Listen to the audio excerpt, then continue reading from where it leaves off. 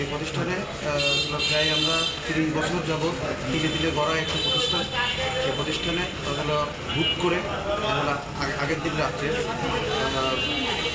রাত 2টা নাগাদ আমাদের ফোন আসে যে পাশে আগুন ধরে গেছে পাশের দোকানগুলোতে।